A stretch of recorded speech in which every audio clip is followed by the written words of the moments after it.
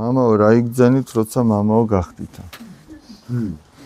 ეხლა ესე არ მახსოვს, აბა რა ვიგძენით. 13-14 წლის წინანდელ ამბავს ის კი არა კლასელი ვერ გავიხსენე სახელი და ეგრე არ მახსოვს ის განცდა, მაგრამ ეხლა რასაც გძნობ იმას გეტყვით. რაც დრო გადის, მით უფრო მეტად გძნობ პასუხისგებლობას. ხან იმდენათაც რომ ვფიქრობ ხოლმე რომ ნეტა რამე შეიძლება, რითი შეიძლება მე რო გადავრჩი. პასუხისგებლობა ადამიანების წინაშე და ღვთის წინაშე.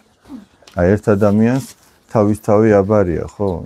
მაგრამ სასულიერო პირს მარტო თავისთავი არ აბარია. იმას სწორად უნდა უთხრა, იმას მაგალითი უნდა აჩვენა და თუ ვერ სწორად ვერ ეუბნები და ვერც მაგალითს აჩვენებ, ხო უკვე ფიქრობ, რომ აბა რამე შეიძლება, მე რითი შეიძლება რომ ცხონდე და გადავრჩი. სასულიერო პირის ცხონება გაცილებით უფრო რთულია, ვიდრე ერის ადამიანის, რომელსაც მხოლოდ თავისთავი აბარია. იმიტომ აი ამას რაც დრო გადის თავიდან იმდანაც ვერ გძნობთ. ეხლა რაც დრო გადის უფრო მეტად გძნობ და